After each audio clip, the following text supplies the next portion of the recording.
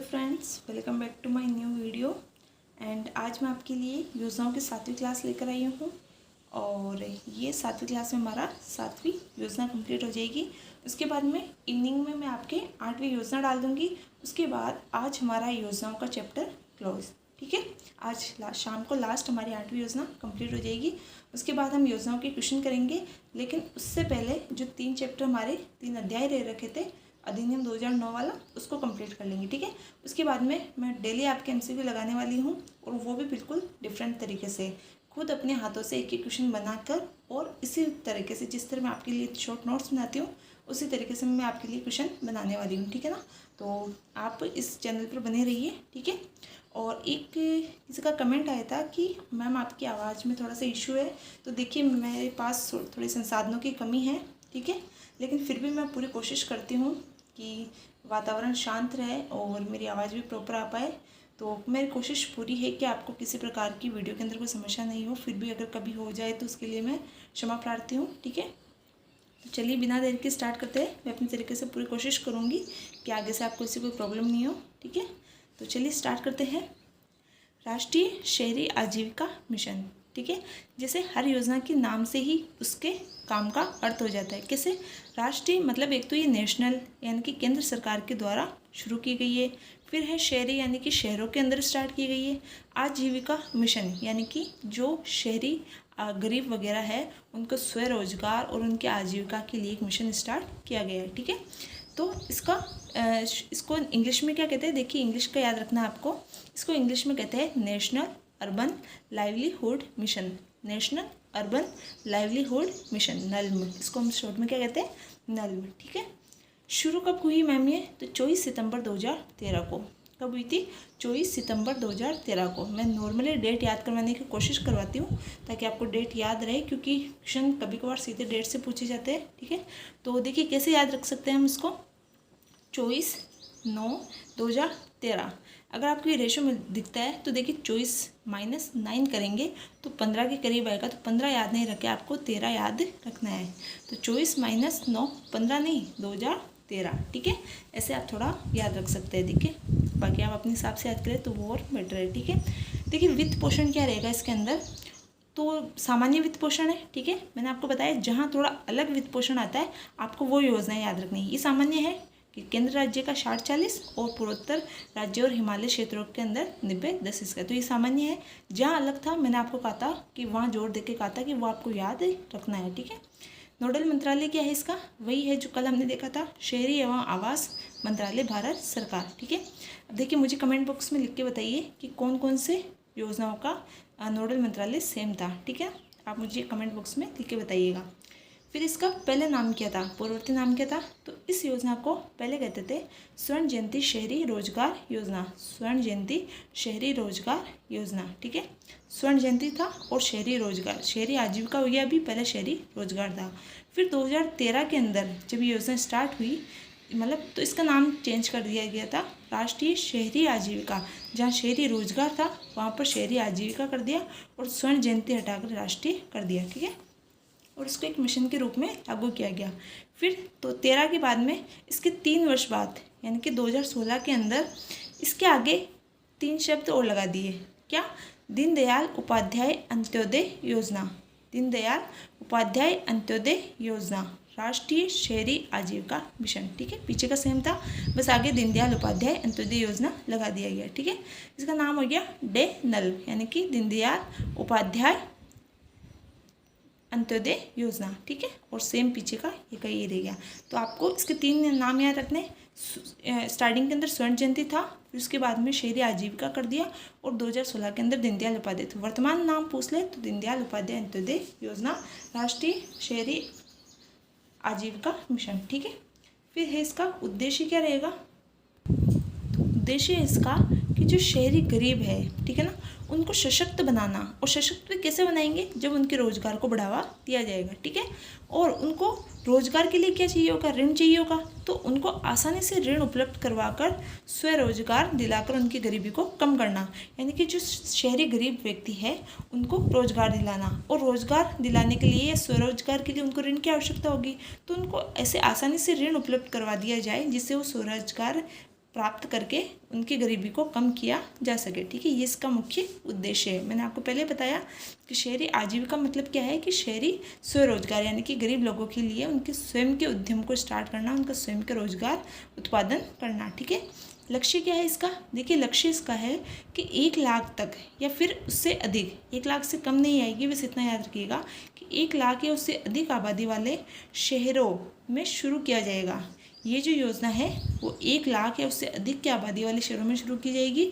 और वर्तमान के अंदर, ये मोस्ट इम्पोर्टेंट है, ये आपको याद रखना है, वर्तमान के अंदर 790 शहरों में, 790 शहरों के अंदर ये योजना चालू है। ठीक है, उसमें से राजस्थान के कितने हैं? तो 196, यानी कि 196 जो नगरीय निकाय है वो राजस्थान के सम्मिलित है। टोटल 790 है और उसमें से 196 राजस्थान के नगरीय निकाय इस योजना के अंतर्गत शामिल है। ठीक है, फिर उसके बाद में लाभार्थी कौन कौन होंगे या लाभार्थियों को कितना परसेंट है? तो देखिए, महिलाओं के लिए 30%, लाभ कितना है इसमें? महिलाओं के लिए 30%, अल्पसंख्यकों के लिए 15% और जो दिव्यांग है उनके लिए 3% है। 30% महिलाओं के लिए।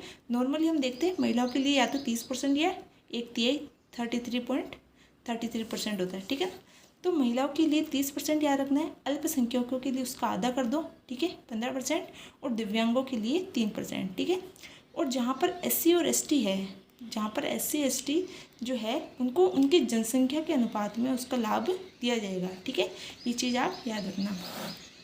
फिर नेक्स्ट क्या है कि देखिए, राज्य सरकार ने एक परिपत्र जारी किया था दिसंबर 2014 के अंदर। जो हमारा राज्य सरकार है उसने दिसंबर 2014 के अंदर एक परिपत्र जारी करके जो सामान्य BPL है, ठीक है, जो नेशनल लेवल के है, और जो स्टेट BPL है, ठीक है, उनको प्लस अंत्योदय सूची के जो परिवार है, जो अंत्योदय योजना चलती है उनके जो परिवार है, और ऐसे गरीब जिनकी वार्षिक आय 3 लाख रुपए तक है, 3 लाख से कम नहीं, ठीक है, 3 लाख तक, ठीक है, मतलब 3 लाख से अधिक नहीं, यानी कि 3 लाख तक के जो गरीब परिवार है, 3 लाख तक जिनकी वार्षिक आय है वो गरीब परिवार plus BPL plus state BPL plus Antyodaya सूची के अंदर शामिल जितने भी परिवार है उन सबको भी इस योजना के अंतर्गत शामिल किया गया। ठीक है ना। फिर इसके ऋण किस प्रकार दिया जाएगा? तो सबसे पहले कि ऋण प्राप्त होने के लिए आपको न्यूनतम आयु 18 वर्ष होनी चाहिए। न्यूनतम आयु कितनी होनी चाहिए? आपकी 18 वर्ष होनी चाहिए। ठीक है, उसके बाद में जो व्यक्तिगत ऋण दिया जाता है, यानी कि जो पर पर्सन जो ऋण दिया जाएगा किसी व्यक्ति विशेष को, पर्सनल, जिसे हम पर्सनल कह सकते हैं, ठीक है ना, पर्सनल लोन जो कह सकते हैं हम, कि एक व्यक्ति को पर्सनल लोन जो दिया जाएगा वो 2 लाख तक का दिया जाएगा। कितना दिया जाएगा? तो 2 लाख रुपए तक का दिया जाएगा। इस 2 लाख के अंदर 7% ब्याज पर सब्सिडी दी जाएगी, यानी कि 7% ब्याज सब्सिडी इस लोन के ऊपर दी जाएगी। कितने?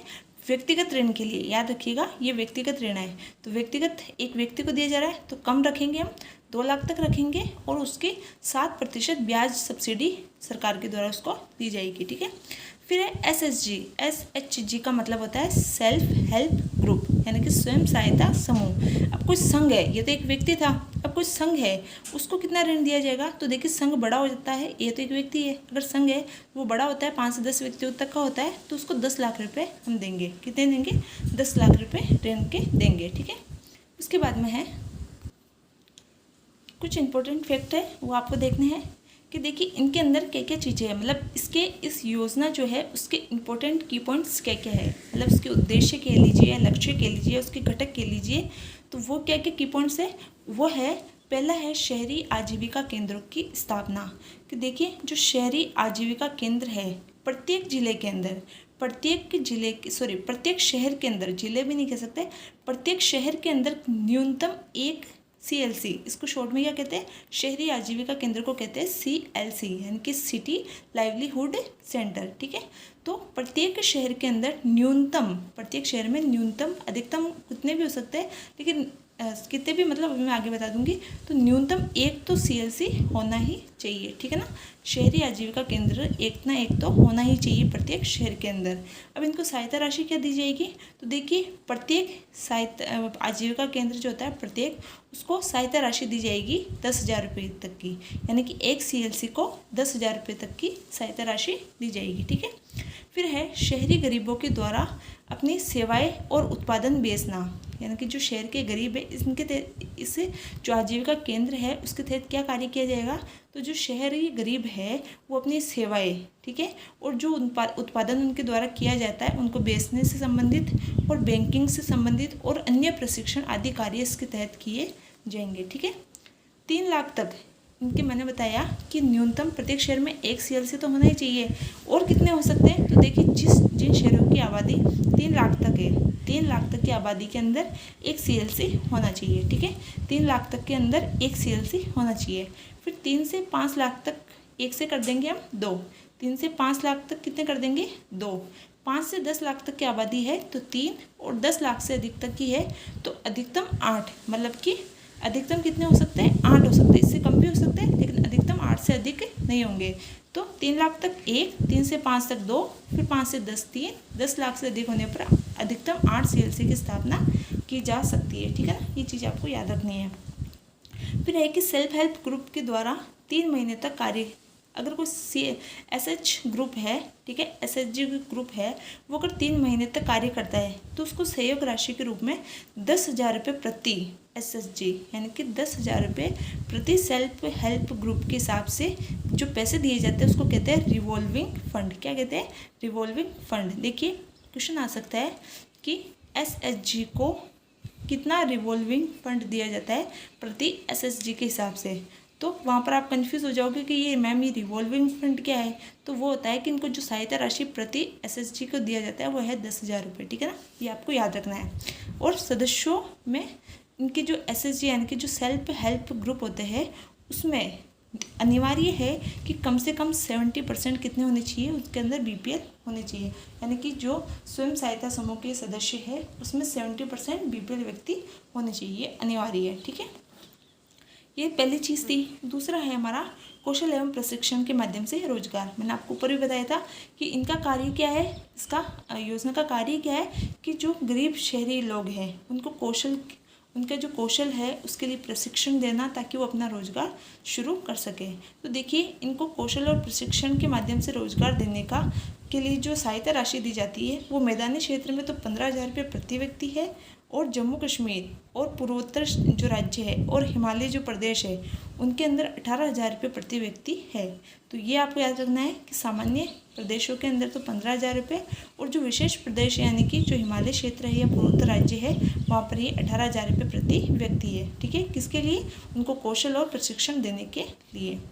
फिर तीसरा है सामाजिक एकजुटता और संस्था विकास, यानी कि अगर आपको शहरी जो गरीब है उनका उत्थान करना है तो आपको सामाजिक एकजुटता लानी होगी, और उनके लिए उनकी सहायता के लिए जो संस्थाएं बनाई जा रही है उनका विकास करना होगा। तो ऐसी जो संस्था है जो सामाजिक एकजुटता लाने और संस्था जो इन गरीबों को उभार सके उनके विकास के लिए एक SHG ग्रुप, मैंने अभी बताया सेल्फ हेल्प ग्रुप यानी कि स्वयं सहायता समूह का गठन किया जाता है, ठीक है ना।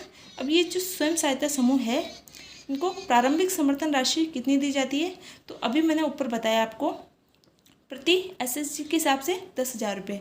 सेम चीज़ है यहाँ पर कि समूह को SHG ग्रुप को 10,000 रुपये, लेकिन अगर महासंघ हो, ठीक है, SHG तो एक छोटा ग्रुप होता है, ठीक है, महासंघ एक बड़ा यानी कि फेडरल ग्रुप होता है, एक महासंघ बड़ा ग्रुप होता है, तो इसकी 5 गुना ज़्यादा यानी कि 50,000 रुपये उसको राशि दी जाएगी। ये प्रारंभिक समर्थन राशि है, ठीक है ना, ये प्रारंभिक समर्थन राशि आपको याद रखनी है, यानी कि प्रति सहायता समूह के हिसाब से कितने 10,000 रुपये, और अगर वो महासंघ का रूप ले लेता है तो फिर उसको 50,000 रुपये, ठीक है, ये प्रारंभिक सहायता राशि है। फिर है शहरी गरीबों को सब्सिडी, शहरी जो गरीब है उनको सब्सिडी कितनी दी जाएगी, तो देखिए स्वरोजगार और उद्यम के लिए जो व्यक्ति स्वरोजगार प्राप्त करना चाहता है या अपना खुद का धंधा स्टार्ट करना चाहता है तो उसमें व्यक्तिगत, मैंने आपको ऊपर भी यही चीज़ बताई थी कि अगर वो व्यक्तिगत करना चाहता है तो उसको 2 लाख रुपये पर सब्सिडी दी जाएगी, और अगर समूह स्टार्ट करना चाहता है तो 10 लाख रुपये के ऊपर सब्सिडी दी जाएगी। सेम चीज़ मैंने आपको ऊपर भी बताई, ठीक है। फिर है शहरी निराश्रय के लिए आश्रय, मतलब क्या है, नाम से जायज़ है कि जो शहरी निराश्रय है यानी कि जो शहरी बेघर लोग हैं उनको आश्रय प्रदान करने के लिए जो आश्रय स्थल बनाए जाएंगे, ठीक है ना, उनके लिए आश्रय स्थल बनाए जाएंगे, जिनको हम सराय वगैरह कहते हैं ना, जो शहरी बेघर होते हैं उनके लिए आश्रय स्थल, ठीक है। तो देखिए ये चीज़ें सेम, इनको लक्ष्य भी कह सकते हैं हम, इनकी प्रमुख विशेषताएं कह सकते हैं, इनके घटक कह सकते हैं।